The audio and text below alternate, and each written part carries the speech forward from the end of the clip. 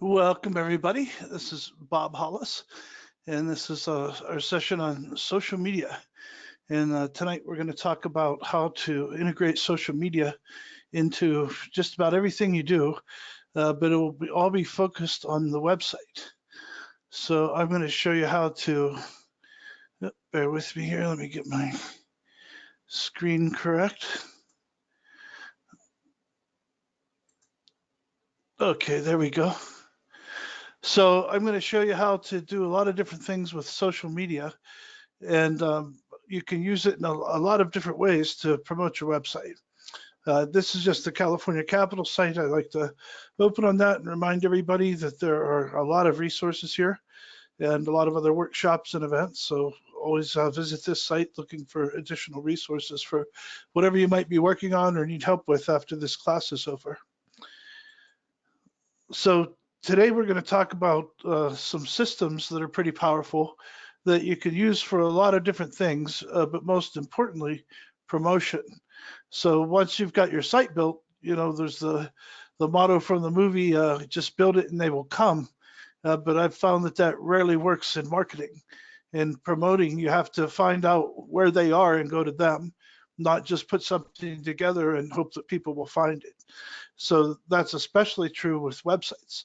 So you can create the most beautiful website in the world, but if nobody knows it's there and nobody visits it, it doesn't do much for you. It's, you know, point of pride, but nothing that you can do anything with in terms of building clients or building a business. And that's where social media and search engine optimization and that sort of thing come in, because you want people to be able to find you on the web. So they can either find you by doing a search, you know, search engine optimization comes into play there. And we talked a bit about that last week or the week before. And then the other part of it is reaching out to them. So with social media, you can find groups that are likely to become your clients and then get messages out to those groups and start building a contact base that you stay in touch with and keep growing over time. So for example, my LinkedIn page, I have, let me see where we're at now. I haven't even logged in on that in a little while, but I believe I'm over 13,000 followers on LinkedIn. And that means, and I'd say probably 2/3 of those are in my field or in my industry. We'll say my target client market might be a good way to put it. So if I go here to look at my network, you can see I've had 17 people inviting me to connect with them today. I usually go through this at least once a day and see who I want to connect or not connect with. But I'm up to 13,000 followers now. And that means that I can actually export all their information into a spreadsheet if I wanted to do a mail campaign back out to them. And then, of course, I can send direct contact to them through LinkedIn as well. But today, we're going to talk about all the different ways you can use social media and how powerful it can be. I have many clients right now that are paying me monthly subscription services to do a lot of the work that I'm doing here.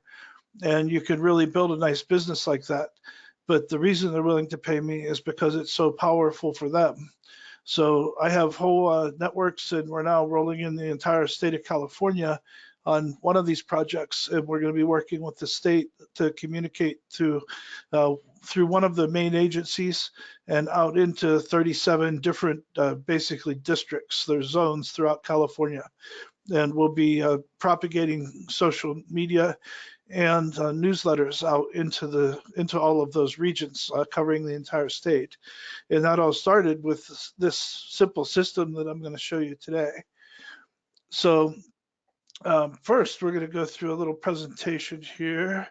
It should be open in PDF. Let me see. Why is that not there? All right. Give me just a second and we'll jump back to that. I want to give you an overview of what these things do and how it works. And then from there, we will jump into the specifics and look at how you do that on a website. Okay, so this is a presentation that I gave to, well, I put it together for John Davis, but this is the system that I built for ZoneWorks. And this is the California Recycling Market Development Zone program. So what we've done here is created this automated system. We've since rebranded it as Chat Badger. It's a standalone system now that's got all of our own coding. But what you can do completely free of cost is you can create sources or find sources and pull in content from all of those sources automatically as many times as you like per day. And then you set up filters so that only certain types of content come in. So let's say, for example, that you had a construction related business or environmental health and safety, then you can set these feeds up to pull in only news related to that subject. If you were doing writing and editorial services, you could set up news feeds that only focus on that subject. Then they'd bring these articles in. Then you want things that are of interest to your customers, or in this case, they need to educate their customers. So overall, what the process is here for this Joint Powers Authority, which is a government organization in Southern California that we're currently working with, is we set up a system to bring in information on recycling. So they have two basic markets that they're trying to approach. One is the residential market, where they want to help, just your average homeowner or apartment dweller or small business recycle. And then the other is trying to get manufacturing into the area that will work with post-consumer content. So, let's say they're making backpacks out of old plastic bottles, something like that. Doing something with rubber tires. They do a lot of like rubberized asphalt or those little pellets you see on sports playing fields and things like that. So that's another market. That's called the Recycling Market Development Zone. And those are the business interests of that entity. So all this content comes in automatically. You take a look at it in your WordPress site, decide if you want to promote it or trash it. If you promote it, then it can go out to all these different types of social media platforms and populate newsletters. And you'll notice the WordPress logo there. So it publishes on your website, and then it goes out to all of your social media platforms and into any newsletters that you might have going, so that you could do all of this in one click. So what I call it is a COPE system, create once and publish everywhere. So you can either pull in feed from here, or you can create your own original post, or a mix of the two, which is what most people do. And today I'm going to show you all the components of this system, and something that I'm currently getting quite a bit of revenue from several clients.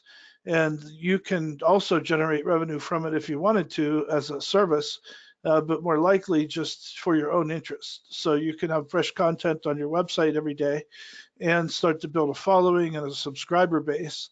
So you're really building a loyal audience that looks to you as an expert in the field.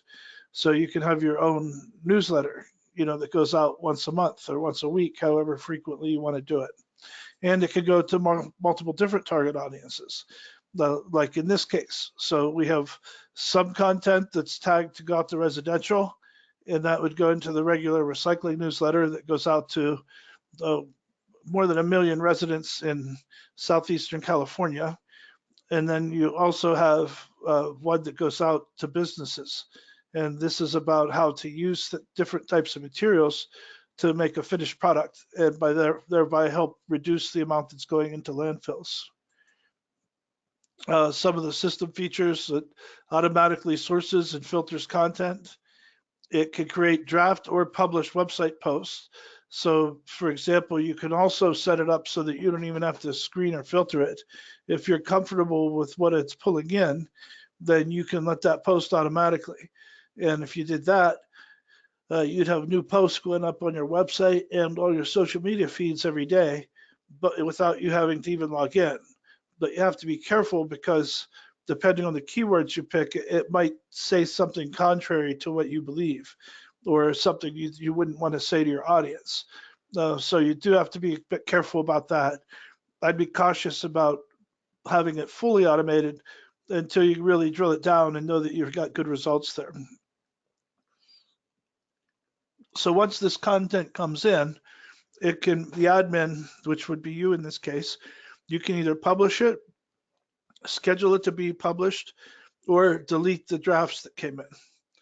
And then once you confirm that you want to publish, you can see that it posts to the website, posts to the newsletters, and posts to social media. It can post to numerous different platforms, and I'll show you those in a little while, and an unlimited number of social media accounts. So for example, in the case of this particular project, we're posting to 26 social media accounts or 26 cities, and all of the social media accounts for those cities. So some of those have LinkedIn, Twitter, Facebook, others just have Facebook, but all of that's happening with one click of one button because of the way this system works. And then we're also feeding into newsletters. And again, those are currently set up to go to residential and go to commercial interest. But if you were doing it for different public, different segments of your audience, you might have one target client base that's interested only in environmental type work, cleanup. You might have another target group that only wants to know about safety. You might have a target group, and going back to using the example of like editorial services or something like that, you might have one target group focused on prose and another target group that's focused on graphics and graphic communication management or something like that. And so you can target those just by creating categories and tags, and again, make it a semi-automatic or fully automated system. And I'd recommend semi-automatic, except in very specialized cases. Like if you're just putting something up to aggregate news on a particular industry, along with a caveat that you're not endorsing the positions that are put forth in those pieces that are generated automatically. And I've seen it happen where, for example, somebody might be saying an anti-nuclear organization or something because they're concerned about the contamination, but the way they set up their keywords to pull in articles, it might have been a pro-nuclear article that actually has misinformation in it or something like that, and that would be published on the site if somebody wasn't vetting that. Here's an example of automatically sourced content. So these are some of the sources that we're using. Food Tank, Recycling Today, Waste 360, obviously all focused on the recycling industry. And a couple of these happen, well, more than a couple happen to be my clients. So these people are also clients. So they're generating the post and we're pulling them into our site. This is Recycling Today is not a client, but they're a large industry magazine. So you can see it's pulling in as a post. The last time it processed was 9 hours ago. We have them set to go once a day. So now it's processing again in 14 hours from that time that this slide was made. Whenever it comes in, you can label it. So that way you'll know where your content is coming from. So in this case, it would come in and it'd be tagged as Recycling Today. And you can filter it so that it only pulls in content related to specific words. So we wanted to pull in anything from Recycling Today that is talking about anything in California, recycling, composting, reuse, or repair. And you can see that you can also exclude words. So if it has certain words, then you would reject the article. And then any of the tags as well. That's pretty clear there. So you could also then draft posts and assign to categories. So when it comes in, this is an example one that comes in as a draft. And if we wanted to go out to say just the RMDZ newsletter and site, you can click RMDZ right here. And that's where it will go when it publishes. If you put it in news feeds also, then it will go into the newsletter for residents as well. So it'll post to the site and go to all these social media feeds and all these social media feeds. You can edit the post. So once it comes in, you can edit and you can add content or add your own comments if you like. And then you can also schedule it. So what we do with the the JPA site that we just alluded to earlier and we'll be looking at directly in a little while, is we set it up so that the um, whenever we go in, they come in as pending, and then they get reviewed and they go from pending to draft, and then we schedule them to go out, typically 2 per day, and usually we try to get one out in the morning, one out in the afternoon, and we keep them between 10 and 2 because it gives people time to get in the morning, check their email, that sort of thing, clear out their inbox, and you don't want to get it too late in the day when people are trying to finish up a lot of work and get out the door. So if they're looking at these things at work, between 10 and 2 is about the best time to get to them. But others too, you can look on your site and get analytics about when your audience is using the service. And that'll give you time to figure out what is optimal for your own audience. So you'll see when most of your people are online and when they're not. Additional posting options, you can create a new post from scratch. You can create a post from your browser, and you can create a post from your tablet or phone. Adding a new post is just like you would think. You just click, go into WordPress and click add new post, enter your title here, create your post. I know many of you are using Elementor, so in that case you would edit with Elementor instead of this WordPress editor. And then choose your category. The categories are key. So you can see here the way we distinguish between going out to residential or just to RMDZ is by the category. So you'd want to create those for each one of your market segments. So this is an example of how you can publish directly from your browser. So in this case, we had a browser open to resource recycling, this article, and we want to publish that. You can use what's called Press This, which is it's a plugin for WordPress that allows you to add this to your browser as a tool. And then when you're on any website, you can click this to publish that post. So for example, here we see market disruption prompts switch to dual stream. That's the article itself. You click Press This, and this is what will pop up on your window.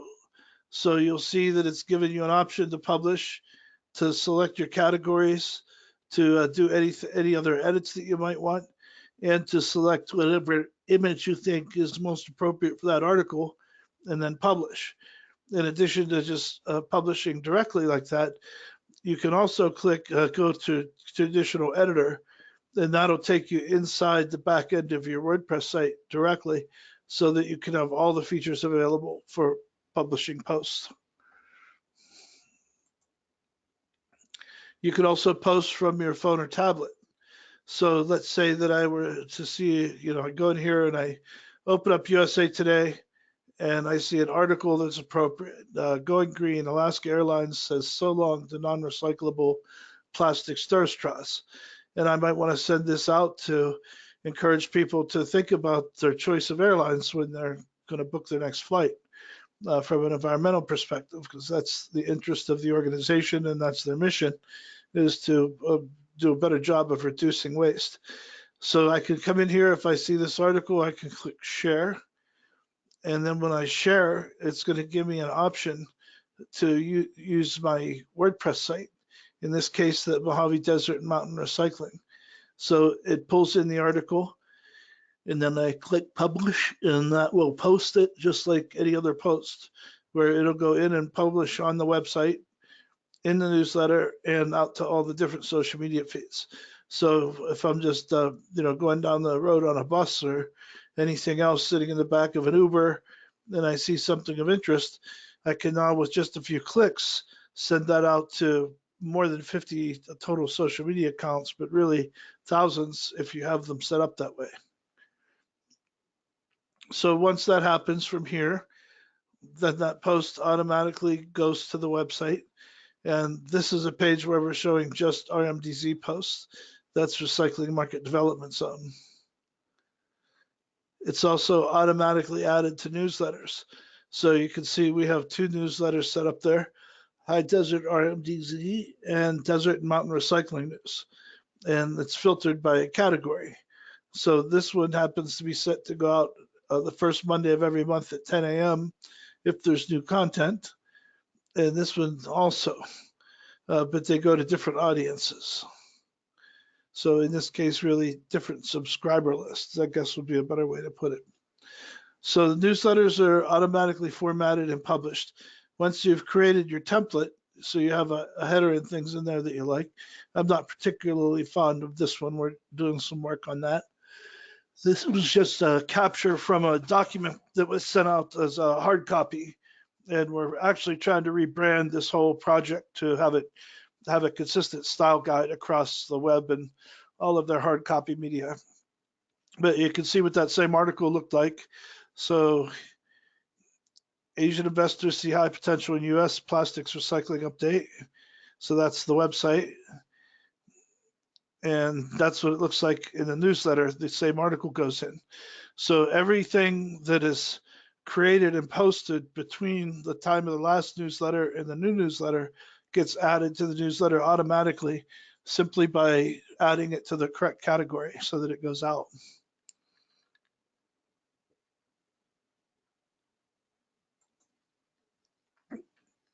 All right, and then the objective overall is to gather audience and drive them back to the website.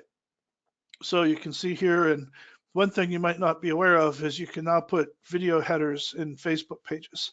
So instead of using a standard image, you can add video. Then if done right, that can bring a lot of attention to your site because most people don't do that yet. And video is better than a still typically for getting people's attention. Here you can see that published. In this case, 3 purchasing habits you can change for the Earth from Earth 911. And then it's got a link back to that website. And that's the objective, is to drive people to the site. And to give you an idea of how well that works, this is looking at our dashboard on that website. And you can see the top referring sites. So these are sites that after being on that site, somebody did something that drove them back to our website. And you can see here that our top reference is Google, people doing searches on Google. The other is our own site itself. But number 3 is now Facebook, because we have all those posts going out that people are coming in from Facebook to visit the website, which is exactly what we wanted.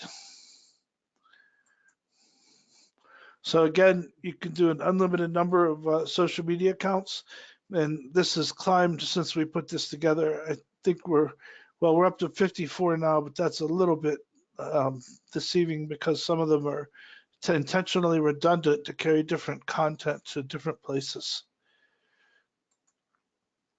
This is an example of some of the social media platforms that are supported. So Facebook, obviously, Flickr, Google+, Instagram, LinkedIn, LiveJournal, if you're familiar with that, Mailchimp, Okru. So there are just dozens of places where you can propagate your content if you've got accounts on these platforms. Again, create once, publish everywhere. So that's basically the system. You pull information in, you organize it, and you send it out and publish it. But once you have it all set up, you can do all of that pretty much in one click. And that's the basics of it. So now I'm going to show you how to do all this stuff in a WordPress site and all the different ways that you can use social media. Before I jump into that, let's see if there are any questions out there. Now would be a good time to enter them if you've got them. Otherwise, we'll keep moving on. Seeing none, we'll move on. So social media can be used a lot of different ways with a website to integrate and propagate your messaging. One of them is sharing. So you've probably seen a lot of this where you'll visit a website and you're looking at the information on the site and you want to either share something to your Facebook page or share it with a friend. These are the types of tools that you can use for that. So we'll come back to this when we're digging in on the back end of the website, and we'll look at some of the things that you can install to do this on your own website. So again, if you had an article related to your business that promotes your business, somebody while they're reading that article can click one of these buttons on your site, and that'll allow them to share that information with their Facebook network. That's going viral. If you can get enough people to do it, you've got great free advertising and mouth to mouth, so to speak, promotions, which are stronger than anything you could buy through ad time on television or radio. And so these are some of the options here, and we'll come back and take a look at how those work when we log in on the back of the site. Another one is feeds themselves. So the one we looked at just a minute ago is taking content that's on your site and sharing that out through social media. This is the opposite. This is finding content on the internet and feeding it into your website. So that's what this one is, similar to what I just showed you with the chat badger model. And you can see here blog to social media, auto post, and scheduler.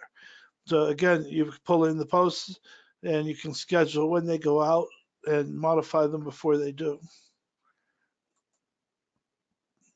This is for RSS feeds. So RSS stands for really simple syndication, and it allows publishers to spread content far and wide. And it used to be, the whole model's changed for how you get news out there. It used to be that if you took content from somebody else or from their site or from their magazine, and then you put it up on your site or magazine, you're going to get sued for IP violations on intellectual property. You're basically stealing all of their content. Well, now companies have come to the realization, or maybe it's just only recently true in the last decade or so, the more people talk about and get information on your company out there, the more sales you're going to get. So it might not be a bad thing for people to take your content and spread it around. And in fact, when we get to CNN, you'll see that it's even part of their business model. They count on people doing it. They want people to do it. So you can log in, just using CNN as an example again.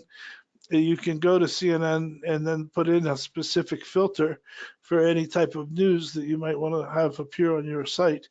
And once you set up those filters, you don't have to do anything else. Well, you have to, set it up to feed it in, and then get the filters going. And with that, you'll be bringing in all the content that you would want. And it can be from a multitude of different sources. But the key is you don't have to create your own, and it can be very specialized. So one of my partners is in our company is working with a client that follows a particular very specific product on the stock market. And this person wants to get all the news related to that product every single morning so he can take action on it for his stock purchases and sales. So we've set something up that basically creates an entire library system of content, all for one very specific thing. But it has information on marketing, finance, competition, sales reports, everything you can imagine. Every time it appears in the news anywhere, that information is collected, archived, and organized. And that's what you can do with these types of RSS feeds. And it's a good way to get content into your website without having to create new content every day. This is for post sharing. So this is an example of where you have something on your site and you want people to share it for you. So they'd come in, be visiting your site, and then they click a button, and that allows them to share out to their own Facebook or Twitter or Google Plus page. These are some of the newsletters that you can use with WordPress. So a lot of you might be using or have heard of Mailchimp or Constant Contact. These are the same type of thing, except they run right off of your WordPress site. So the big advantage to that is that there's no fee. You're already paying for your hosting. Now you have to be careful and make sure you do it right, or all your messages are going to end up in a spam folder somewhere, if they even make it that far. But that's not hard to do. And the one that I'm going to show you today that we're working on is called MailPoet. And now that I see this one, I want to take a closer look. Just one thing, I may as well look right now. What I want to see is, does it also support auto posting? So you can build your newsletter, unlimited subscribers, unlimited newsletters. So you can see right there, you're saving a lot over MailPoet or Constant Contact. Normally with those, Constant Contact or Mailchimp, I'm sorry, will give you a certain number of subscribers for free. As I recall, it's only around 200. But at one point it was 2,000. So I need to check and see where that number's at now. And then you have to start paying after that. And the more people you have on, the more you pay. So if you get up to, for example, one of our accounts has more than 10,000 people on the mailing list, and I think it was a few $100s a month at that point. Whereas with using one of these systems, you could have 1 million people on your email list, and you don't have to pay a penny more. But with that said, you also are responsible for protecting the integrity of your own server. And if your own server gets flagged as a spam source, then your email might stop getting through when you intend it to. So there are some tools and techniques you can use for that. The one that works pretty well overall is using a Google account as basically a bridge. So you can set up the Google account, and then with the free Google account, you can set up your mail to send. Basically, you use your SMTP on the Google account and send it through there instead of sending it through PHP mail in your own server. And Google is then responsible for making sure that Google doesn't get blacklisted. And it's a lot easier for them to do that than us. Believe me, I've been through it before. And then again, here it looks like unlimited newsletters. It does a blacklist check, gives you delivery speed. And that's another thing. You don't want to just send them all one after another all night long. I usually set mine to send 100, then pause for a minute or two, then send another 100, pause for a minute or two. So you're not sending too many at one time. That will also get you on a spam list. Let's see, the main thing I want to see here is, can you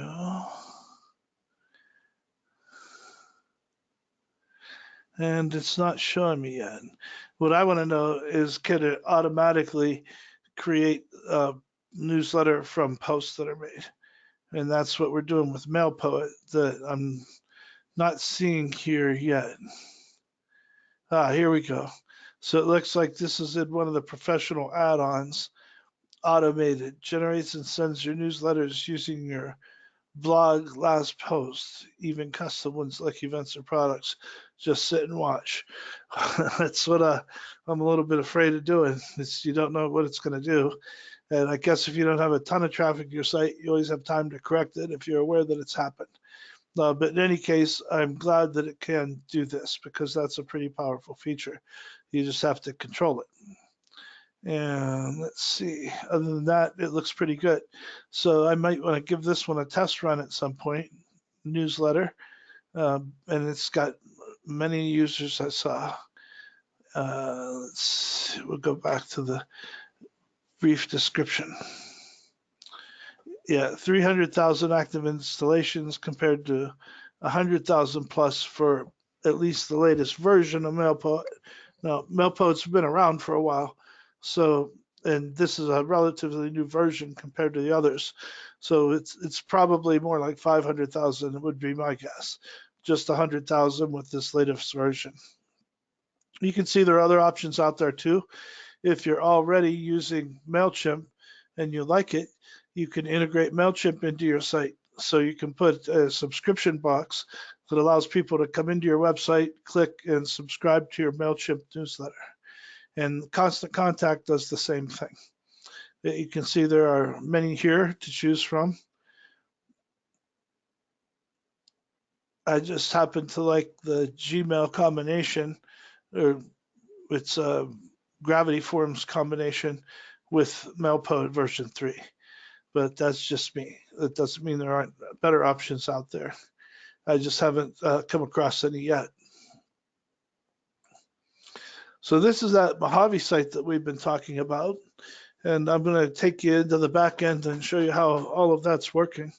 We just recently made some switches. We're turning this in from, right now it was a single website, and we're turning it into a network of sites that's going to contain a specific and new site for up to 10 or 11 of their members, I believe.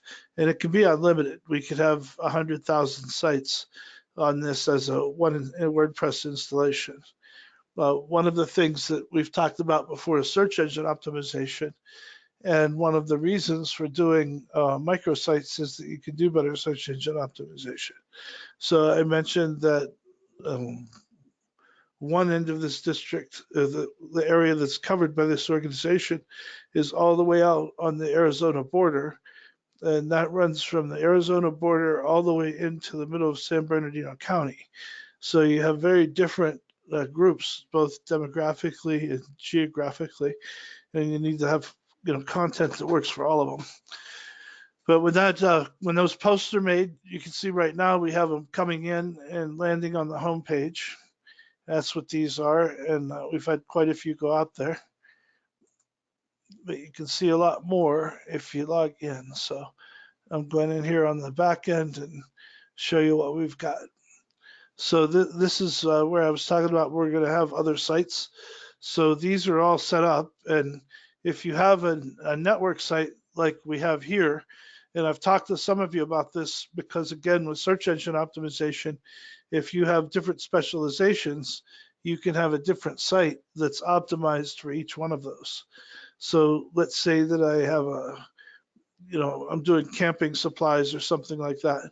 I could have one site related to backpacks, another site related to like sleeping bags and things like that, another one devoted to boots, and they can all interlink with each other, but they would really focus on that one product that's bound to get people there looking for that one product. But be careful. You don't want to dilute yourself so far that you can't keep up with all of your efforts. But overall, it's a better way to get search engines to find you. So these are some of the other sites that we'll be setting up. And it only takes a second to add a site. Once you have it set up this way as a network, you can get here, just say sites, add new, give it a title and an email address, and you're done. And then you can update the theme and that sort of thing. But that's the part that normally takes a long time, is all of this. And now that's been done for you. So if you need a microsite later, all we have to do is inside your own site, set it up this way. And you can do that up to 30 days after launching your site. Otherwise, there's another workaround, but it's not as smooth. And the workaround is basically set up your new site in this format, so you can do this sort of thing.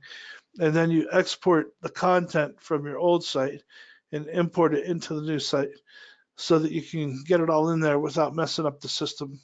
And you only have to do that if the site's more than 30 days old. If it's less than 30 days, then you can make the change anytime and not have that be an issue. The reason it's an issue if it's more than 30 days is because of the way WordPress stores images. Whenever you upload anything into your WordPress site, it stores it in a folder with the name of that month. So when it creates a file path back to that source, it's including that folder. So what would happen is if you didn't do that, then you've got to set it up new for each one. Okay, so now we're talking content that comes in, and I'm going to show you what we've got going right now in the queue and how it gets there. So in this case, in this case, we're using something called Autoblog. Then Autoblog has been taken off the shelf. So we've basically taken it over now. Mobius is creating a fork, which is when you take certain software that's reached end of life and nobody's developing anymore, and it's open source, so we can pick it up and continue developing it and take it in any direction we want to. So we're currently working on Autoblog, but you can download a free version on GitHub and still install it on your WordPress site. when we're done with it, it's not going to be quite the same, but it's going to be better, obviously, or we wouldn't do it. And there are a few specific areas where it could improve. But even for right now, you can come in and see. So here, this is a relatively new site because of we originally had a single site set up and we wanted to go to that multi-site format. But since the original site was more than 30 days old, we went with a whole new system. And again, the reason that 30 days is important is that when WordPress stores images, it stores them in folder by month. So if you were to try to just move those to someplace else, it would try to refer back to the same month, but all the imports would be in a new month. So you'd have to fix the file path on every single image in your post. So in this case, what we've got here with the auto blog is it's showing some stats here on a dashboard. So you can see how many feeds are processed, how many items came in, whether or not it ran into any errors. And you can see that by month. This is the source by month. So you can see how many came in from each of these different sources over each month. All right, and then let's go back to feeds themselves. So within the feeds themselves, again, these are the examples that we have. And this is because we're focused on specifically recycling. So I can go in here to Science Daily, and I'll show you how to set one up in a second. But if I wanted to edit this to see what it does, all right, so there's the title. This is the feed URL. So that's one of the things that you need to set up these feeds is the URL for the RSS. And I'll show you how to get some of those in our next tab here. Then you tell it what to do with the new information. So when it pulls something in, it's going to be creating posts. The default status is pending. So when the post comes in, it's not going to publish right away. It's going to go into a pending folder. And I'll show you one of those in a few minutes. And then set the date for the new post as the imported date, or you have options for original post date. And you can make an argument for either one depending on what kind of information it is and how you're using it. For the author, you can use the feed author, or if one doesn't exist, use a default. And that's my client. I use him as the default author if there's not an author named. You can also tell it how to treat these as categories, and you can assign them to a specific category. So you'll see those that come in from Science Daily here are getting assigned to this category news feeds. And that's important because when I go to set up the newsletter, I'm going to tell it to publish anything that's assigned to that category. So if we have something that we just want to put on the website, then just don't put it in that category. If we have something that we want to go out to, say, Facebook and all the newsletters, then put it into this category. And we have another category we created that's Facebook only, so that if we have something that we created to go out to all the Facebook posts, but there's no additional content worth drawing people back to the website for, then we can use that one as the option. Again, filtering options. So in this case, since we know it's already coming from Science Daily, we just put in the word recycling. And originally, we were, for some reason, getting a ton of articles that were about water. And when you talk about water recycling, sure, it's important, and it's kind of like recycling. It's you're taking water that might have normally gone into runoff, and you're treating it or doing something else with it, so that it can be reused as water, rather than dumping into a stream or a river and just ending up out in the ocean. Again, it's a little odd to think about how we use water and what we track with it and how it gets recycled, but it's really one steady system. And it doesn't apply, though, to this particular interest. You don't have people out here doing curbside water recycling. And so we were getting a lot of articles around that issue, and we didn't want to keep those going into newsletters. So we said if the article has the word water in it, we're not interested. Just don't pull that one in. When they pull it in, you can do it as an excerpt or a full post. For excerpt, how many words do you want? And then what you want for your link to the original post, read full article. And then when do you want it to process? So import the most recent post. We have it going once a day, and you can put a start date and end date if you want to. Force SSL, that just makes it more secure. And override duplicates, yes. So if something has written in there already, then it'll overwrite it and put in a new message instead of publishing the same messages twice. But you do have to be careful today with, like, I'm going to say Associated Press, AP, but really it's any type of news system where people are pulling in news from everywhere. Like there's a news source like Reuters or something like that. Then you might have 500 newspapers across the country that carry the same article that all came through Reuters. Then you wouldn't want to have something up there from CNN and the Washington Post, the New York Times, and Sacramento Bee that all cover the exact same thing. And so that's what that would be for, is to try to prevent duplicate articles from being posted, even if they're from different sources. Select the way to import the featured image, and you can see some different options here for that. So those are all the options that you have within a post. You can see it's pretty powerful, or within a post feed. And now you can, once you have those set up, if you set up the first one the way you like, you can just clone it and change the source URL. So if I were to clone this, then I end up with Earth 911 and open that. It would have all of these same answers already in there. So you wouldn't have to worry much about it or think about how each one's going out. If you set up the first one right, take your time to do that, test it, make sure it looks the way you want. And then once it does, you can clone all those, and all you have to change is the feed URL, the title, and possibly some categories and tags, depending on if you wanted to do that or not. Totally up to you. But you can see that would save a lot of time. Otherwise, if you create them all first, then you have to go in and edit each one individually later. So it's kind of the old adage for a carpenter: measure twice, cut once, and save yourself some work. So when you think about all of this content, and by the way, there are a whole bunch of add-ons here available too, and I don't want to go through all those. It would take a whole night in itself.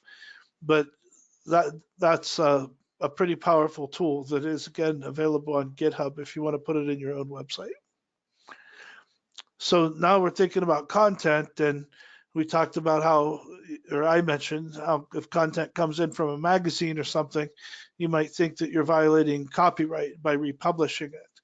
But that's not the case. Most of the time, you might have to pay attention to the particular site. But here's an example of how CNN provides these tools to allow people to even do this. It's beneficial to them. So you can see here, this is, and I'll send this out too in our chat box in case anybody wants to bookmark it. Let me get that here.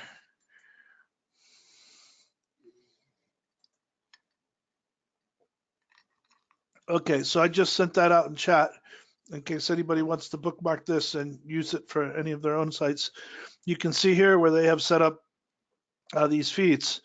So this is, you can view a feed in your RSS aggregator, and that's kind of what we're using in the back end of a WordPress site to pull all this information in. And you can see the different RSS feeds for different topics. So there's top stories, world, US, CNN money, politics, tech, health, entertainment. Any one of these feeds can be used for something like that. You can also go in and set up your own feeds for Google Alerts.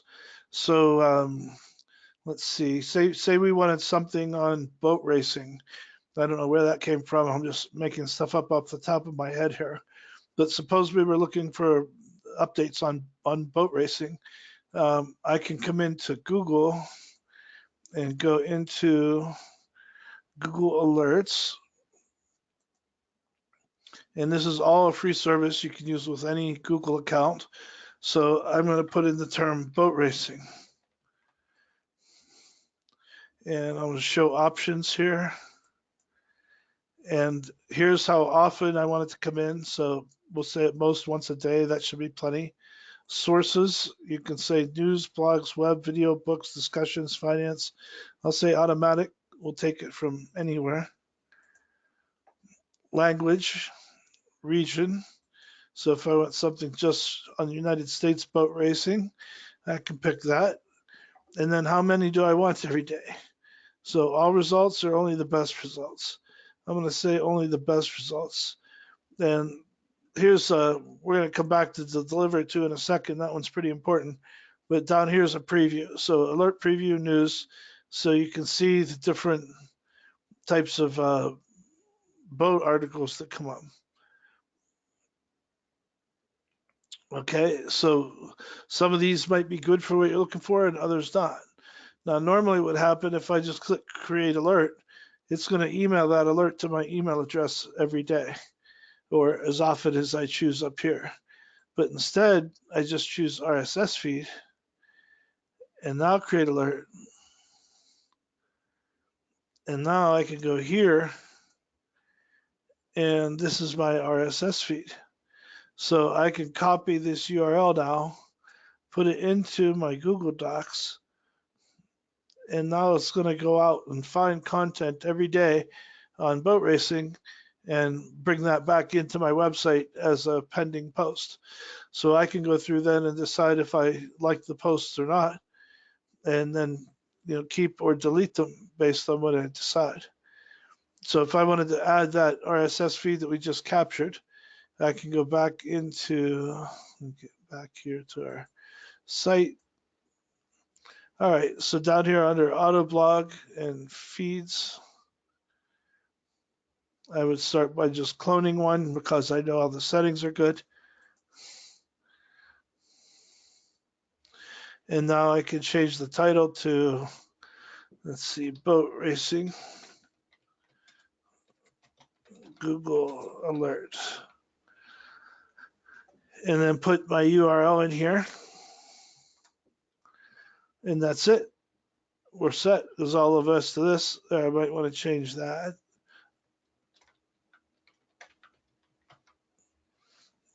Okay, and this doesn't matter because we're not really doing this anyway, but you can see how it would work. And then once I've got that in, I just click update feed.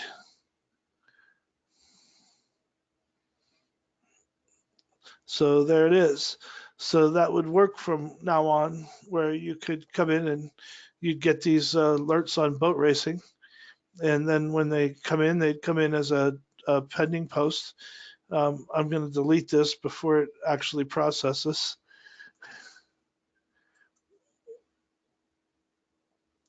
All right. So when the posts come in, then they come in as a pending post. We'll take a look at those. So they come in here as pending. And then if you have a person vetting them, then they would go through, look at them, decide which one they want to keep, and then just change it from pending to save as draft. So when it comes in, let me show you what those look like.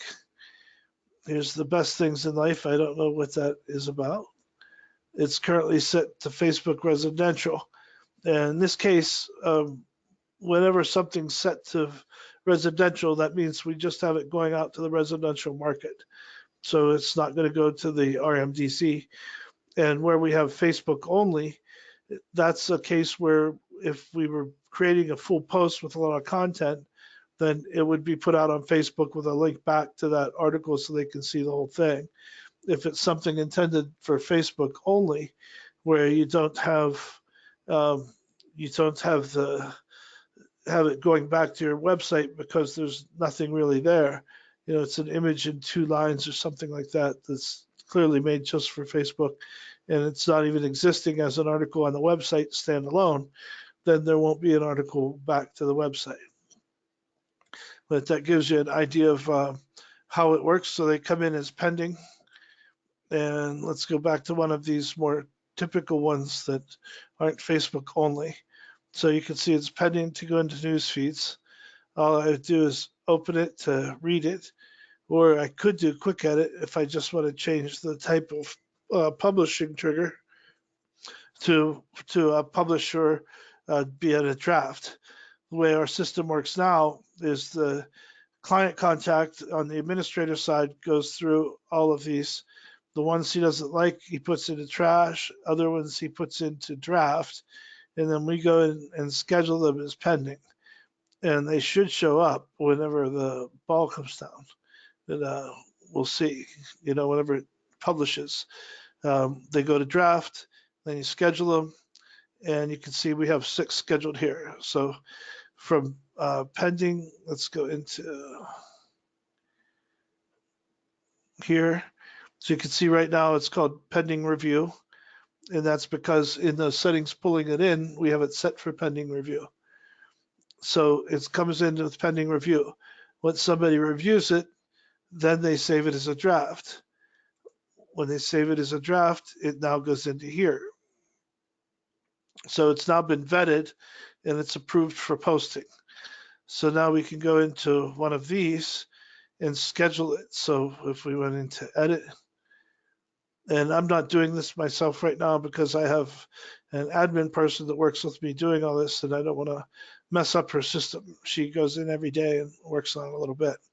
So you can see here, though, it's in draft, but we can also have it scheduled to publish whenever we want. So once you take it out of draft, schedule it, and hit publish, now it's scheduled to go out. And then it ends up over here in scheduled. So if we look at scheduled,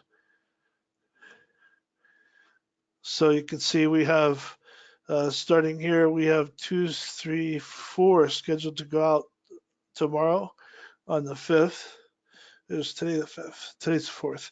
Yeah, so these are scheduled to go out tomorrow. And then we have 2 more scheduled to go out on the 6th.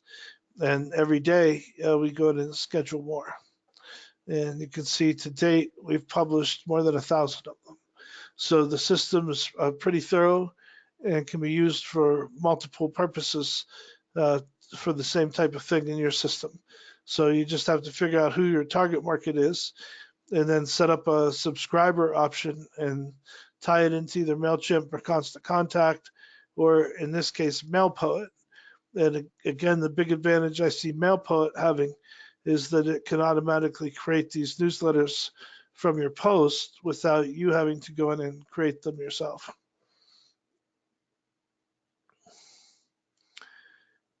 This is an example of pulling content in from Waste 360.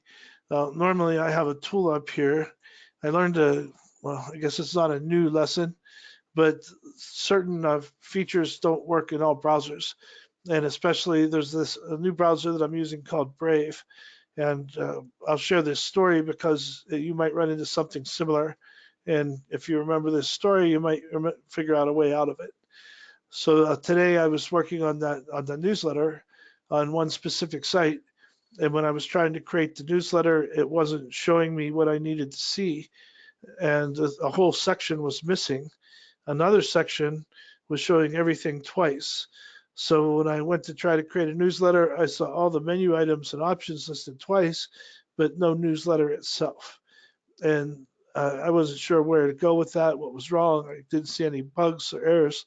So I went and did a search and went back to the forums for this particular product. And it turns out that it just doesn't work on that particular browser. So I went to a different browser and it worked perfectly. So sometimes it's just something that simple, and they should update it so that it works with new browsers.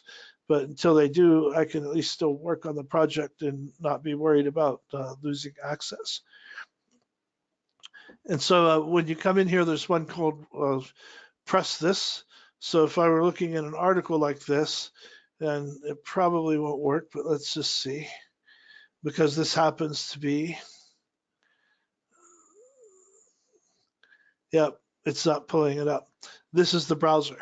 So I'm using Brave, which is great. If you, again, you can see if I open up here, it's blocked almost 74,000 trackers, giving me 2,200 HTTPS grades and saved an estimated hour of time waiting for pages to load just by eliminating all these ads. So overall, it's great. I'm not knocking it, but when I tried to use some tools that they just aren't working there. So I'm going to have to keep that in mind when I'm working on sites. So once that publishes from our site, then it comes out and goes into Facebook. Now, Facebook has a lot of things that you can do with it that most people are unaware of. But in order to do those things, you need to have a Facebook developer account. So I'd recommend that all of you sign up for one. It's completely free, and there are a lot of tools back there that you can use without needing to know any kind of code at all. So don't worry about that. And I'm going to send this link out now as well. Okay, so I just dropped that in our chat box. That's developers.facebook.com. So come in, set up a free developer account, and then once you do, you'll see a lot of different things you can do to build apps. And it looks like they're going to be having a session here in San Jose coming up May 5th and 6th. Let's see what that's about.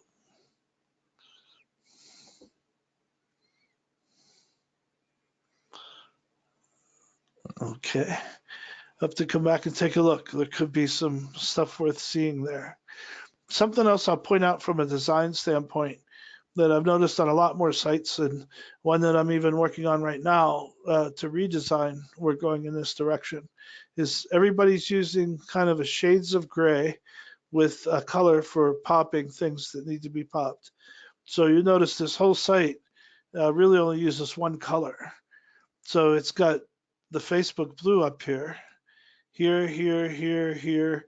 Anything that looks like it's linkable except for the menu items. And it's using all the blue there. But other than that, it's just grayscale. So it's a different shade from black all the way to white. And you got to be careful with that because some grays on whites don't have enough contrast to be visible for people with screen readers or vision problems.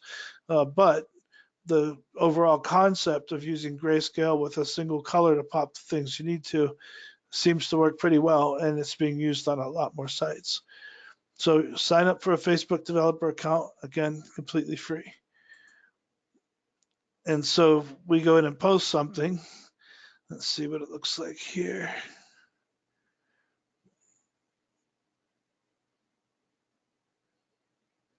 Okay, so these are some things that we had posting just out today. And it looks like, oh, that's, never mind, that's photos. So here's a post that just went out, and we're promoting reuse.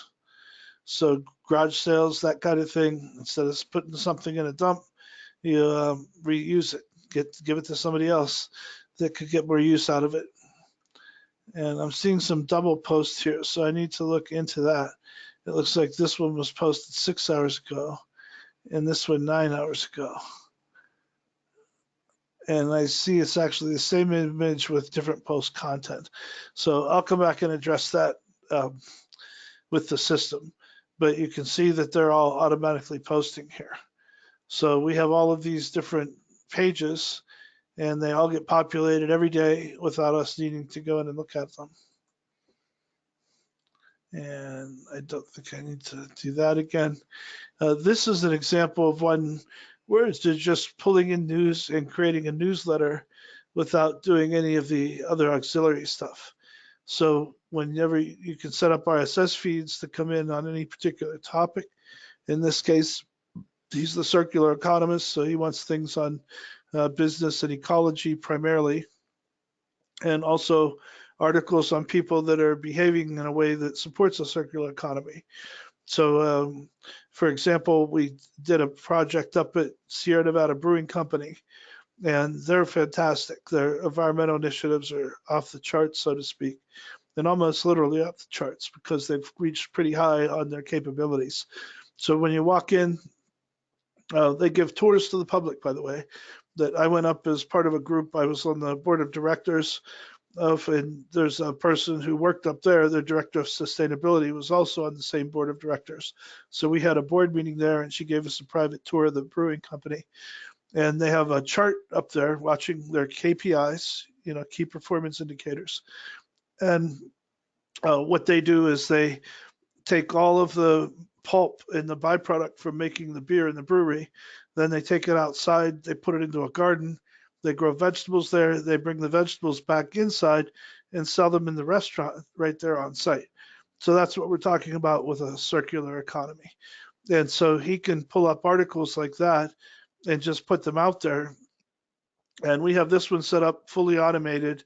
It's a really simple site. It's not really what I would call anywhere near done, but he likes it just like it is. So that's all it is. It's following a general model of like the Washington Post or New York Times, without being very fancy. I would kind of like to make it look nicer, but the point that I'm trying to get across is that you can set these things up as news sources, and that's what we did here.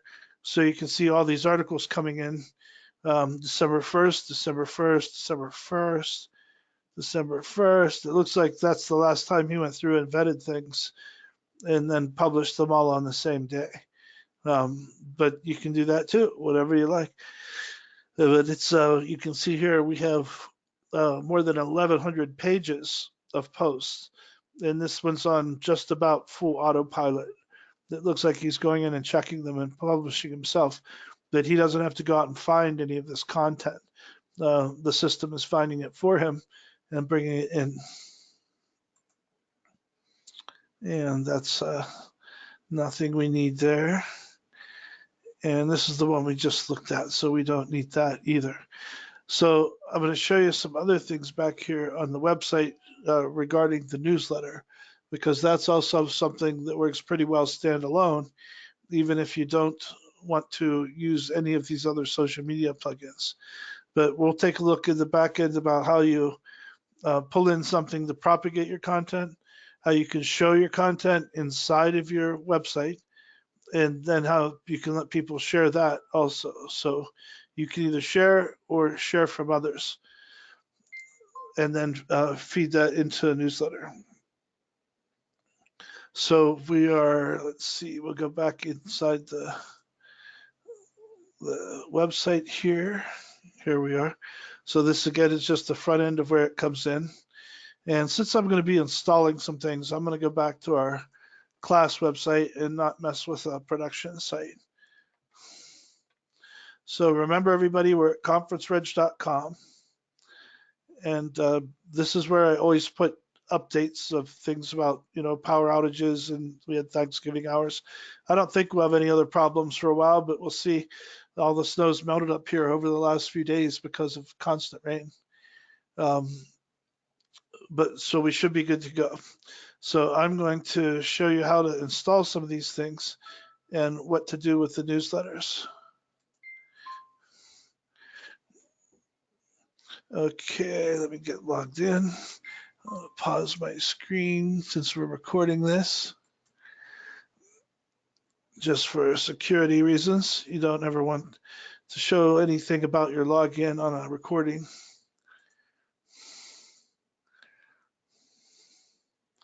Even though it is the class site, I don't think too much damage can be done, but why take the risk? Okay, so now we're logged in. This is our class site, conferencereg.com. And remember too that this is where we put links to things. So somebody was asking me about where to get the links to the AI tools. Here's analytics, search engine optimization. There's the website monetization class. So you can click there to get to the spreadsheet. And of course, today we're doing digital outreach and promotion with social media newsletters. Bots we covered in the last session, so I probably won't spend much time on those tonight. And they're probably a little bit beyond where anybody's at right now at this point anyway. If you get your systems up and running and all of this stuff going, and you want to know more about bots, just get in touch with me and we can do a deeper dive into those.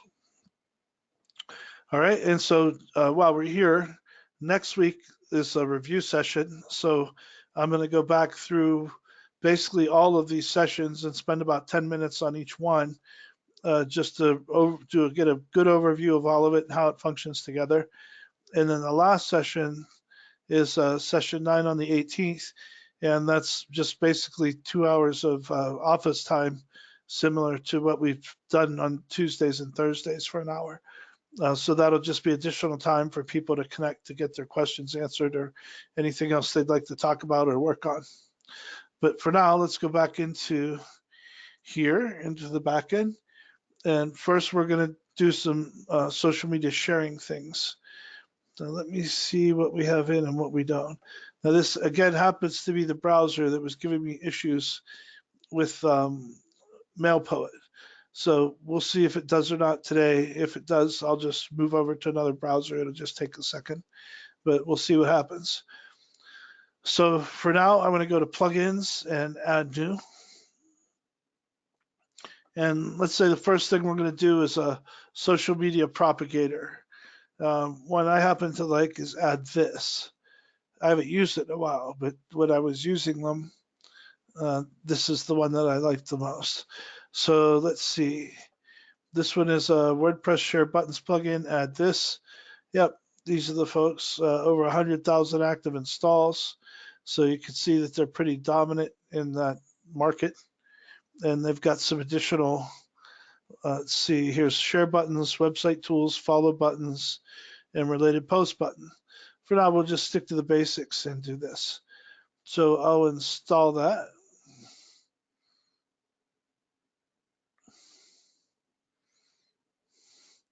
And activate. Now, one of the nice things about this system is that you don't have to have all those social media accounts. So I'm going to go down here now that we have it in. I'm going down here to take a look at where our settings are. All right, registration optional. And I don't remember if I have an account or not. Oh, I know I do, but it's not going to be under this email address. I know that. And that's optional. So I'm going to bypass that and link your add this account to WordPress manually. No, I don't want to do that at all right now. So I'm just going to go into advanced settings, see if it'll let me bypass this. Yeah. Okay, so clickbacks. So you can decide if you want, if it's enabled, data will be available at addthis.com to track how many people come back to your content via link shared. So when I log into my addthis.com account, it's going to show me how many people saw my post and shared it with somebody, and then drew them back to the website. Address bar shares. This is just to show how many times it was shared. And then a URL shortener for Twitter. Those are always nice for different reasons. Bitly or add this, you can track how many people click it. And the other reason to do it for Twitter, which is what I think the original shortener was created for, is with the limited number of characters you have, you don't want to tie up all of your time with having to shorten links or tie up all of your allowed characters with a link that's 27 characters long. So I'm seeing a couple questions here. Is there a directory and definitions of those plugins? For example, I'm looking for a plugin to do a specific thing, but I'm not aware of the vendor name. Can I search by topic? And yes, you can. Results will vary. And I'm going to go back to that in a second. I'll show you once we get through this particular page. So again, there's clickbacks for tracking, whether or not I want to show my address bar, whether or not I want to use shortener. I could also add my Google Analytics here, Twitter handle if I want to include that. And then this is where you tell it whether or not you want to add, where you want to add the shares. Okay, so do you want it in the footer or header? We're going to go ahead and set footer. You always want to add extra to the footer because your page will load faster if you put all of that stuff at the bottom. Allow turning on or off by post, that's fine. Enhanced accessibility, this is 508 compliance. So when you have this feature enabled, the share button will open in a new window on a keyboard that's navigable for people with disabilities. So they have special keyboards that they can use instead of clicking. So that's up to you. It depends on what your site is, and if you're publicly funded in any way, then you probably want to have this checked as yes. 508 compliance is an important thing to go through. So these are all the different things you can do there. Language automatic, inline width, etc. These are all just minor options. And then save when you're ready. Okay, so now I'm going to go back in and make a post. I'll go to all posts here and see if we've got something already. Just demo post. That's fine. We'll go to demo post. So demo post 1 is right there. And you can see if I go down here, whether or not I want to add this show on the post itself. So I'm going to say yes, it's already there. Nothing I need to change here, but I'll click update because I made that change for that option just now. And now if I go to view post, okay, it's not showing, but I suspect that that's because of this browser that I mentioned. It's a pretty heavy duty security browser, so it doesn't want to show anything that's not directly resident here. And what this does is it adds options for, let's see. Oh, I know the other reason it's not showing. I technically don't have a footer in this theme, and I told it to load the script in the footer. Let me check one more thing.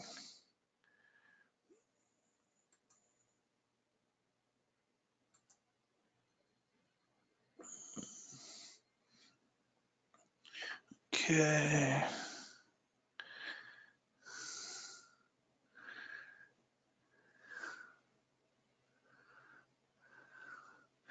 I think there's another place in the settings where you tell it where to put that. Where to put the share buttons? Let's go back in here.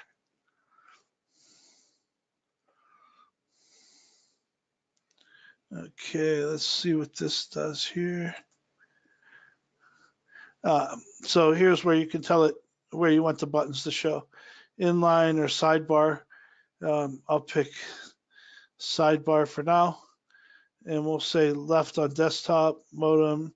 You can do a share counter if you want to. Automatic social networks. And I'll leave 5 there. Something interesting where we've talked before about how much websites can spy on you and how much of that information is available. One of the things that's a little bit spooky from a user standpoint is when you go to a site that has had this, it might know already if you have LinkedIn, Twitter, Facebook, Pinterest accounts, and it'll show the buttons for the type of accounts that it knows you have. So it knows what accounts you already have when you log in on this website or try to use it. And that's what the automatic is. So if it can detect what other social networks you use based on information stored with your IP address or however else they're tagging it, it'll show those networks to you. You can also choose how many buttons you want to show. So I'll choose 10 just to see what all it shows for me. And then you can also select your own if you want to. So you can go here and tell it which buttons to include. So right now we've got these 5, but I could also say, add, let's see what else would be. Wonder if they have Reddit yet. Reddit's pretty cool and highly underutilized. A lot of the things that you see on Facebook that go viral on Facebook were viral on Reddit when they were originally created 3 months ago. So especially the memes and things like that. So here's an example of they don't have LinkedIn here. So I want to add LinkedIn over here. I can just click plus. There we have it. So now LinkedIn is in there. Whoops, I just took it out. There we go. And let's see. A lot of these are pretty specialized. There's Reddit. Okay, there's Slack. That's one that's being used a lot more in business. I'm working on a lot of projects with people right now via Slack. There's Tumblr, which is in a lot of state of flux. Just, Tumblr was owned by a group that was pretty loose and liberal about what you put up there. So people were using it for all types of things that you wouldn't necessarily want your kids to see. And so somebody else took it over and they eliminated all of that. So they're kind of rebuilding themselves now because their traffic dropped like a ridiculous amount after they did that. But it was with intent because they're now owned by a major consumer brand that doesn't want to be associated with any kind of that type of content. But you can see now how we put the buttons over here that we wanted, or you can have it automatic. Here's where you can control style, and you can choose specific templates or say where you want them to show. So show just on the home page, just on posts, just on pages. I'll leave it everywhere for now. All right, and I'm gonna publish. So now let's see if that's showing. If not, it is the browser, but I'd like to be able to show you it working. Yeah, there we go. So see how these all popped out on the side now? So now if somebody were in here and I wanted to have them promote this class, they can come in, they can look at this and say, oh, wow, that's really cool. I'm going to share this on Facebook. And they can click here and share on their Facebook account. Now, since I'm already logged in on Facebook, see what that just did? So it just brought in my website, homepage, conference reg demo site. Here's me. I can type in anything I want and post to Facebook. So that's what this allows your visitors to do. It brings them in to promote your website. So you don't have to have any of these accounts. Those are just accounts that your users have. And if it's on automatic, it might pull up different accounts based on what they have and what they're using. A couple of questions here. Okay, the one I promised I'll go back to, and I will. That's about looking for something by function rather than vendor name. And the next other question was, what is SEO? SEO is search engine optimization. And so that's when you set up your pages in such a way that, let's say, for example, that you had, doing environmental health and safety training, then you would want to have environmental health and safety training in the titles of your images and the titles of your pages, titles of your posts, in the content of your posts and pages. And that way, if you have it in enough places, when Google or Bing or Yahoo crawl your site and pull in information, they want to know what sites to show first when somebody does a search. So search engine optimization is optimizing your website and your content to come up high in search engine results. And there are companies out there making millions of dollars just showing people how to do that. But we covered that in one of the classes, and I'll be covering it again in the review session next week.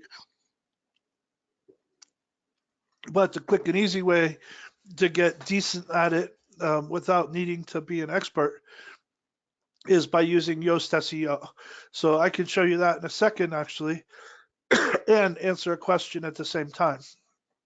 So the question was, excuse me, I apologize for my cough. It's a lot of rain up here, just melting the snow, but bringing everything down out of the trees. I need to take a drink. Just excuse me 1 second.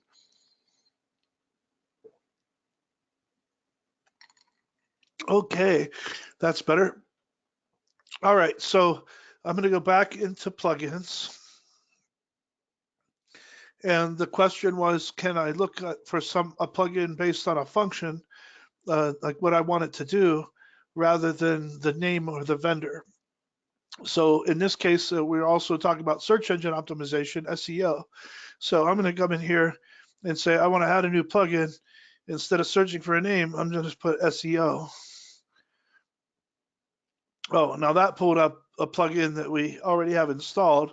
This is Yoast Seo. So when you search over here, that's just searching your installed plugins. But what we want to do is search to add a new one. And we'll come back around to Yoast Seo too, because Yoast Seo helps you with search engine optimization and acts as a coach. So whenever you're creating a post or page content, it'll give you tips. You can see down here, it has 3 things highlighted for me already.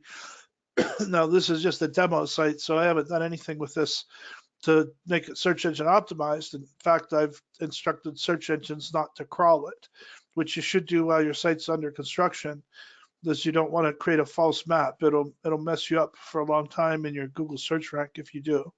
So anybody I've been working on with sites, we have it set for Google not to crawl your site until you're ready to go live.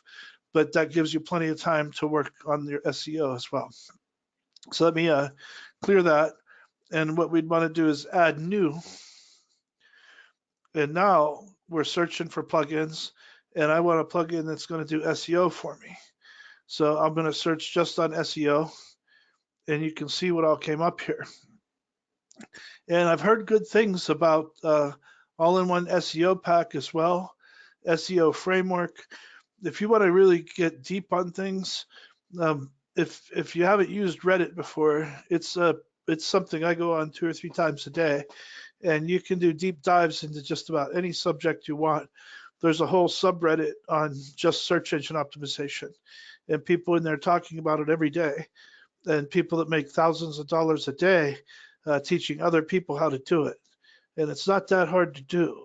There are a lot of things out there that you can learn them because they're important, and they're not hard to learn, but they're things that most people don't know.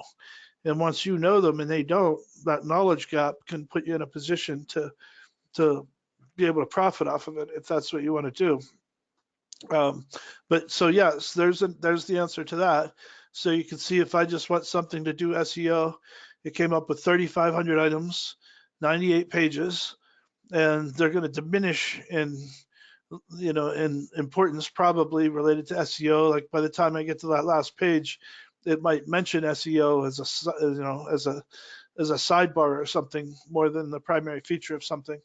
But any of these should work well.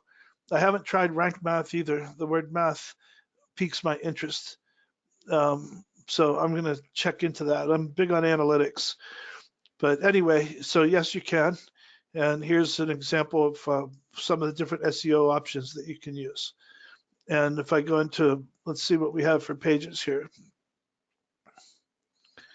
So you'll see over here that these are scores. There's your SEO score, and here is your readability score. So most of these pages are empty. I don't think I have much content on any of them. Let me just grab some content somewhere.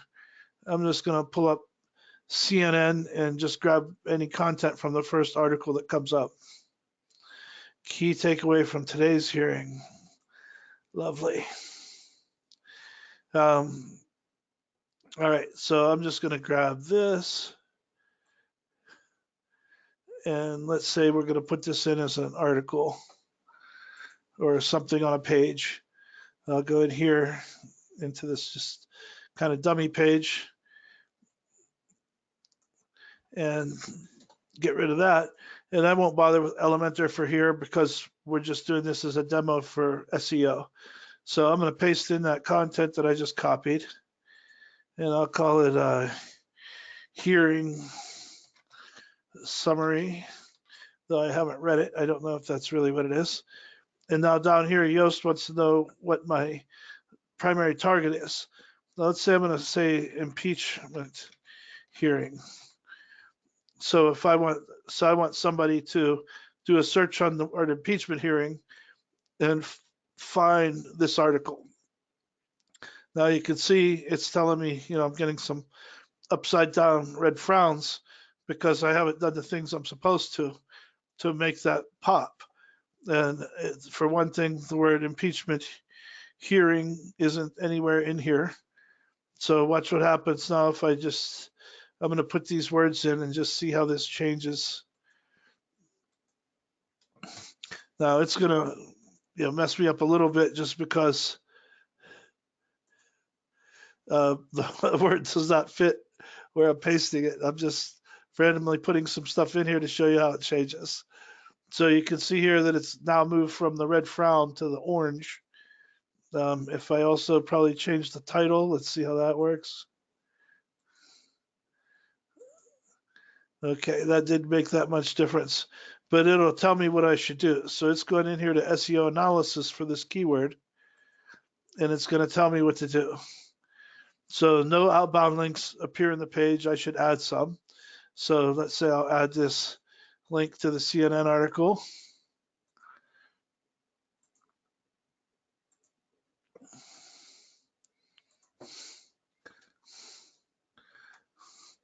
Okay. And I might need to save or update for that to take, but you get the idea. So it's given me all these issues that it's found with my page for SEO. And then the other thing it kind of does that's cool is gives readability score. And here it's using the Flesch reading these. So this is a real thing that people use when they analyze reading or analyze writing, I should say, and the ease of reading that, how digestible is it? And I don't put a lot of faith in these. It obviously depends a lot on your audience. If you're writing for a college educated group of people that are pretty sophisticated, lawyers or engineers or something like that, this isn't going to apply as much. I think with like USA Today, they have a mission of writing on an 8th grade level. And that's not to put down people or act like people are stupid, but there's a user interface book called Don't Make Me Think that talks about building websites and how the less people have to think, the easier it is for them to digest and use the site, which is why people are now using a lot of graphics instead of reading. So this gives you a score, though, that's based on the US probably average type of literacy rate, though I'm not sure. I need to look into that more. Here, I can tell you just from style points, it was odd when I started grad school at the University of Chicago. I was going in as a business major in the MBA program, but they wanted everybody coming in as a grad student to go through what they call their Little Red Schoolhouse writing program. Then one of the biggest things they emphasized was not writing in passive voice. Third person passive is just bad style, according to the Chicago Manual of Style. So anyway, they talk about passive voice, sentence length. So what we're really analyzing here is CNN's writing, not ours. But you can see the example of the things that they're talking about that you can do to make your page come up higher in search engine results. Okay, so that's what SEO is. The tools are here to do it. And if you go through and do each page, you will definitely get better results. I'll go ahead and hit publish, but I'll just leave that there in case we come back to demo something later that's related to this stuff. So let's see here. Okay. Oop, I see a bunch of stuff coming in. Excuse me 1 second. I need to scroll up further. Okay, that answered that. That answered SEO. Okay. And another question here. Can you use Yoast Seo for content you have already posted to the website through Elementor? Yes, you can. And now I haven't looked at this much with Elementor. So just for the heck of it, let's convert this over to an Elementor type page and see what happens. And I want to see it because, well, for a few reasons. One is that if you look for good SEO recommendations, one of the things that comes up is a page in Elementor's help guide, and they list Yoast Seo on #1. So I'm going to cut this out. I'm going to say edit with Elementor. And we'll just put in a basic text editor section right here. We'll paste all this back in and update. Okay. So we have that all saved in there. And now let's go back out.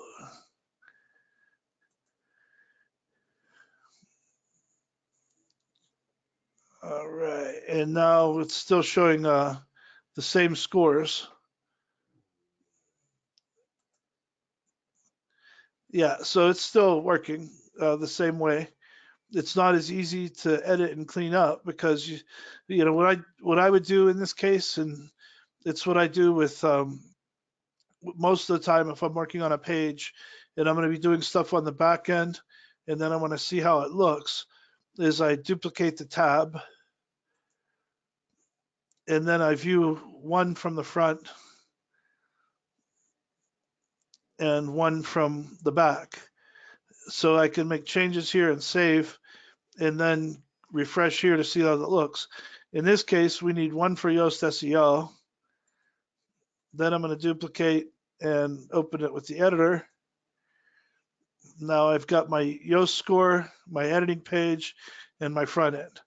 So I would go to the Yoast page, see what they're telling me to do, come back into here, change it, and update, and then go back to the Yoast page and refresh and see how the score changed. But you can definitely use it with Elementor, and it's the one that they recommend the most. Okay, and I think that covers all of the questions so far, but keep them coming, and we'll keep going through. So that's what SEO is. That's how you can find plugins that match.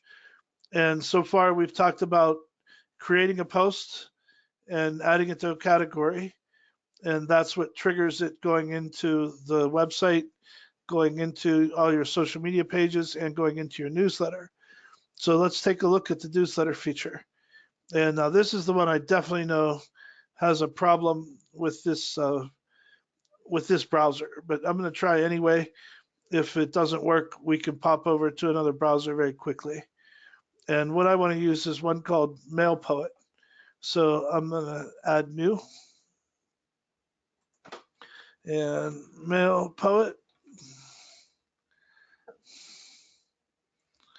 So here it is. This is the one we're talking about.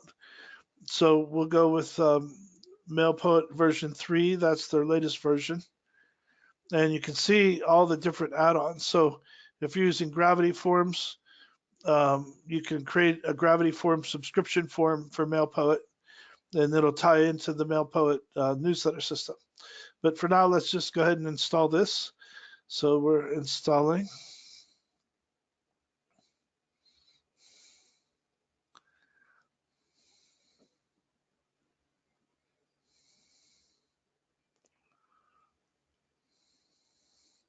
This usually isn't taking this long. I might have the internet tied up with all these tabs open. There we go. So it's installed. Now we need to activate it.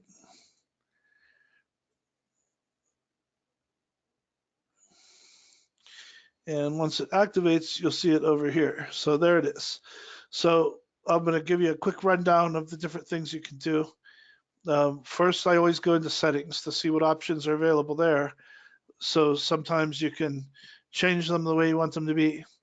Now, one thing that you always want to do if you want to make sure that you're not getting caught up in spam filters is have an email address that ends in the same as your domain.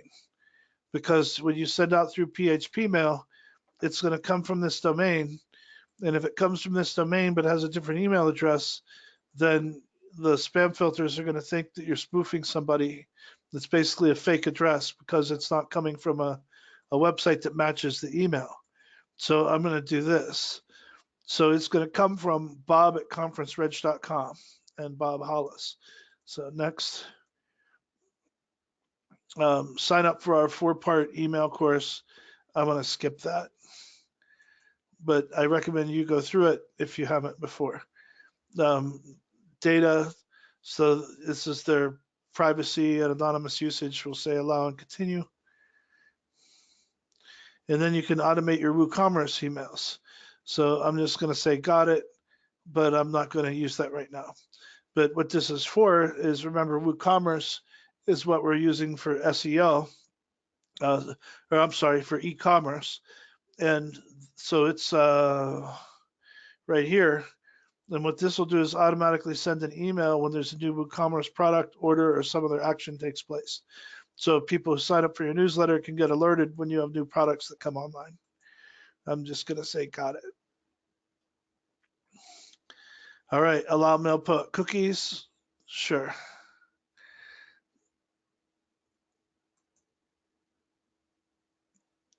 All right, so here we are. They're bringing us into newsletters, but I want to show you a couple of other things first.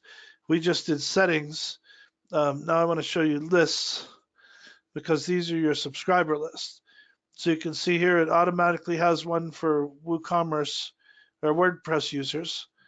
It's got one here called My First List. It's just to do a demo, and then WooCommerce customers. So anybody who comes in and purchases through WooCommerce would automatically get added to this subscriber list.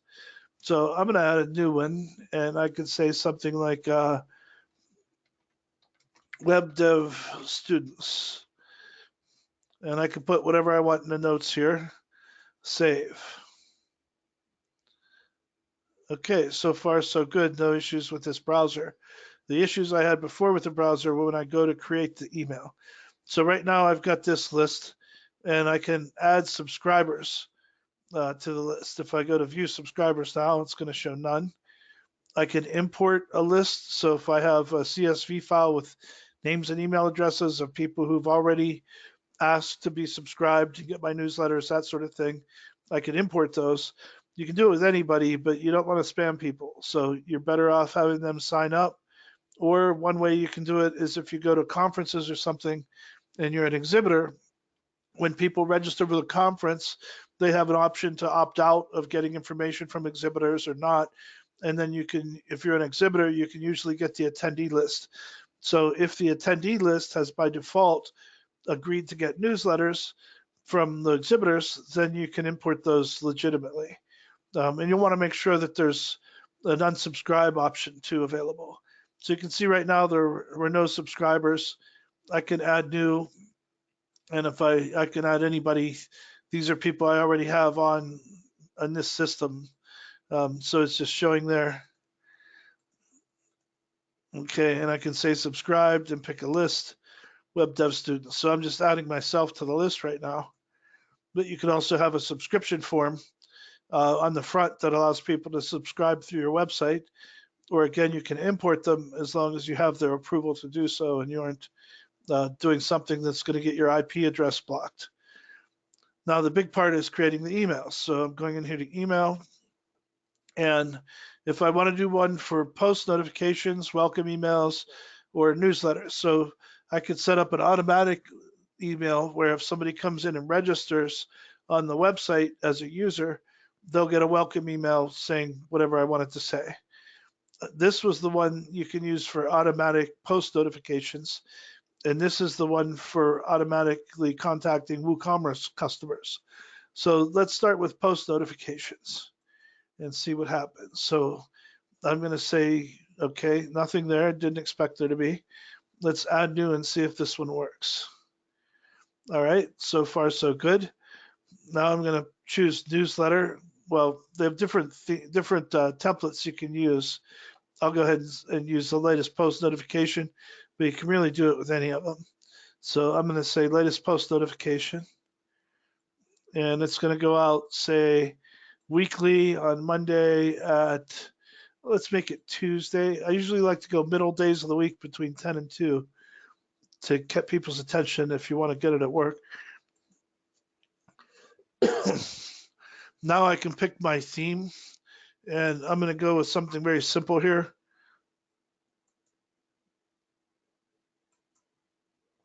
All right, and this is where it failed the last time. It's looking like it might work now. Okay, so it's giving you instructions here, but I already know these things. It's just a little 11-second tutorial video. Great, so far so good. So what you can do now is put your logo in here. So if we had a logo, we can put it in there to show it as our newsletter. And now here, this is all text. So, and you can see here's our demo post 1. So this might be an intro text And then down here, we have a section that's pulling in our content. And you can change the settings on that. So see here where it says automatic latest content or posts or new products, etc. So let's say I wanted to add something in here with automatic latest content. That's probably what this is. Let's see. So this one is showing max of 3 posts in this section.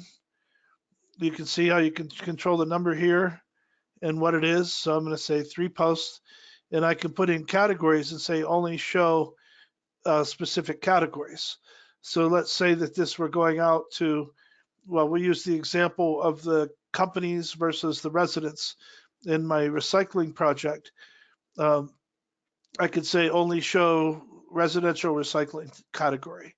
And so any posts that get made, if they get tagged as that category when they're being made or imported, they'll all show up here. If I have another category that's on, say, business posts only, I can say just show that category. And then I can add more sections as I want to. So say I have this top section and another one, and then I want to put in a couple columns with pictures. I can go down here to columns, say let's insert a 2-column section. Now I've got 2 columns here. And what do I want to put in those? I go back to content, and I could say, well, I want an image on this one. And I'll just pick this crazy one again from the Steeler game several weeks ago in Pittsburgh. So I've got an image there now, and now here I might want some text to go with that image. So here I control all the image stuff. If I want it linked to something, what I want to call it is the alternative text, the width, whether or not I want padding. There's no padding. Where I want it aligned within that box, that's fine where it is. And I can say done. And now here I might want text describing that. So I can pull in a text box and say, crazy time in Pittsburgh. Okay, and there's my text. So this is one way I could add content directly. That now, because of just how we have this set up overall, I'm going to save this for the moment, and we'll come back and look at it again after I add another post. We can also have spacers between. So if I want a divider somewhere like that, or that, or you can put it in above a whole section, so you get a some separation there. You can also use spacers if you need to create space that way. So lots of different things you can do to lay it out. This is doing some manual layout, but most of it again is going to be automated. So I'll just go save this, and if I go to next, here's where I could set the subject line, again frequency, and here it would be the subscriber list that it would go to. So web dev students, my name, my email, and again, that email has to match your URL if you want it to get out there. And it won't matter if this is a real email or not, because it will, it's just something that shows when it gets sent to you. It's not really having anything to do with the process of sending the email. So I could activate this right now, and it would start going out automatically whenever new content is available, or save draft and close, or go back to the design page. I'm going to go ahead and activate for our demo purposes. And I know I'm the only person it can go to, so I'm not too worried about that. So now it's saying, congratulations, your post notification is now active. So now let's say I were pulling in those other posts from other places through the RSS feeds we talked about and tagging them for the same category, or I go up here and create a new post, either one. Let's say add new, and I'll call this demo post 2. All right, and just put some gobbledygook in there and another image. Let's put some mountains. Okay, so that's another post. So if I hit publish now, That's going to show as a post on my post page, which I don't think we have, but we could. And then it's also now going to show if I go into MailPoet and emails and look for post notifications and preview, there's demo post 2. So here's the one I created by hand. Here's the demo post 1. Here's demo post 2.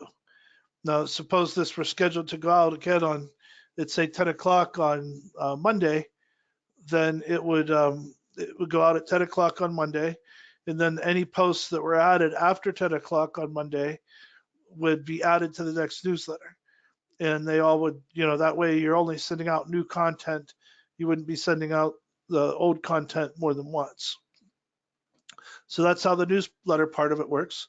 And if it were going out to 2 different groups, then all you would do is have 2 different newsletters. You can start by duplicating the first one, and it's called copy of. So let's edit that and just call it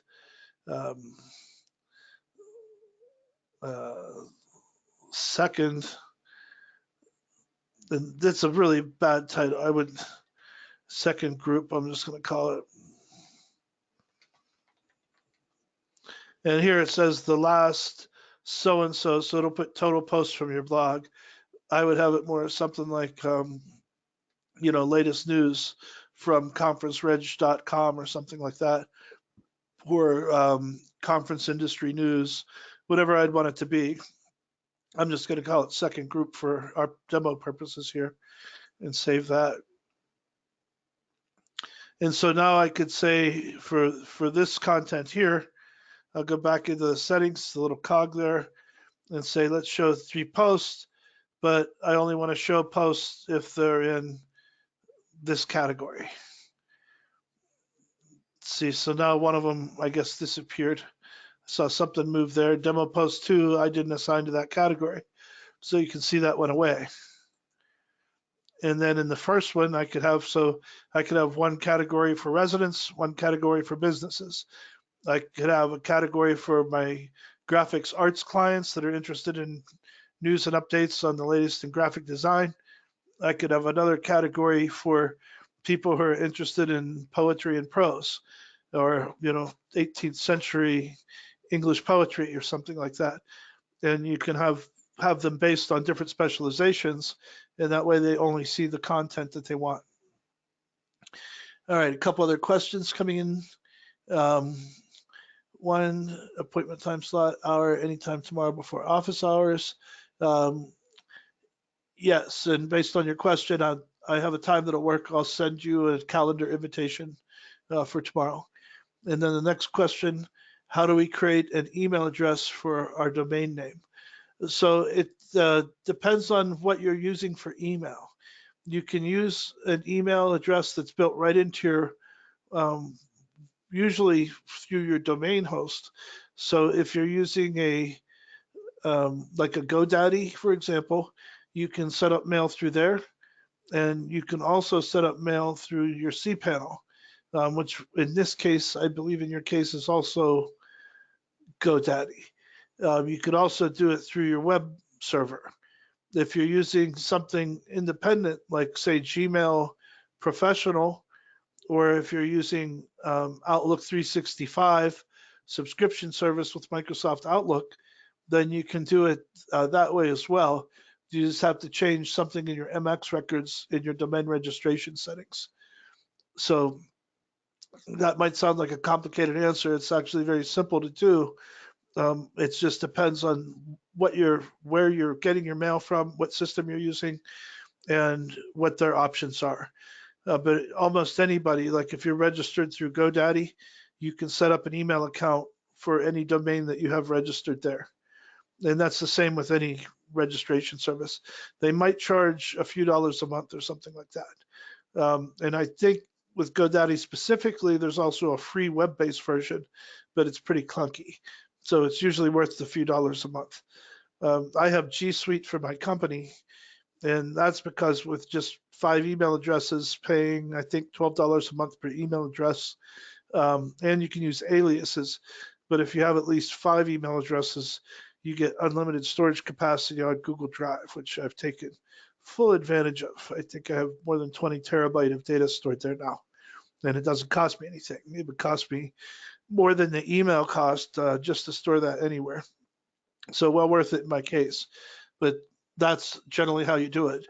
Even without that though, if you don't even have an email address set up, you can do it like we did here, where we just put it in as the sending address, because it's just text.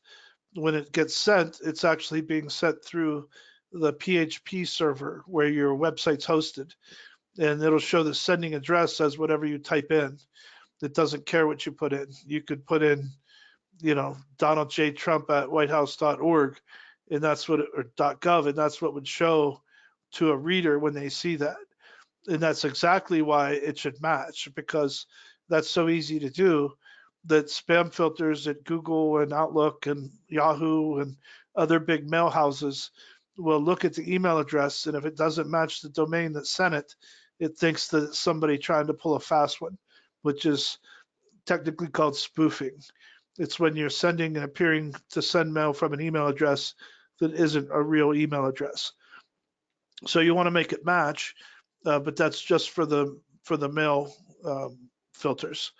And if you have your mail set up somewhere else, like a Gmail or Outlook, you can actually use SMTP settings and do it that way.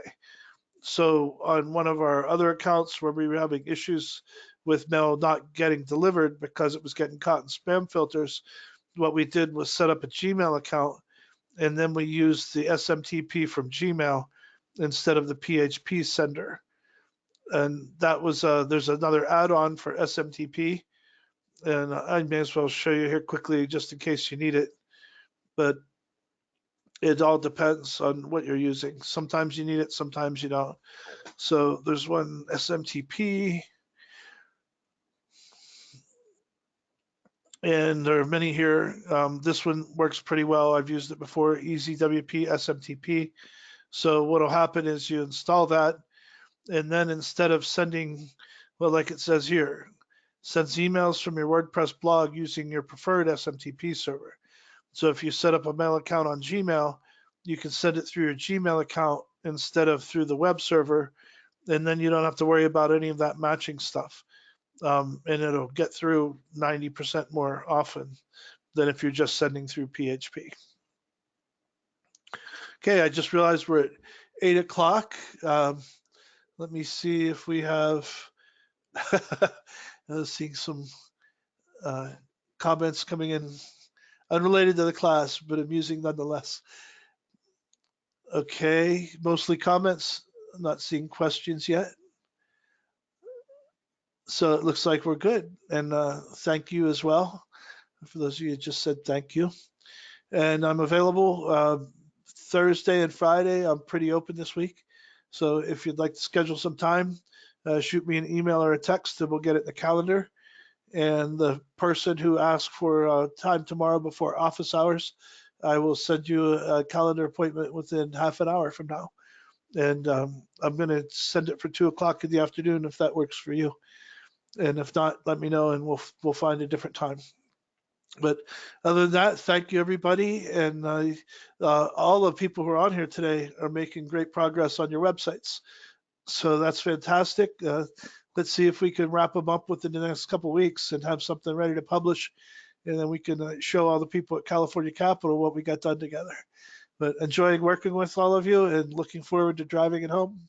So thank you, everybody, and enjoy your night. Bye now.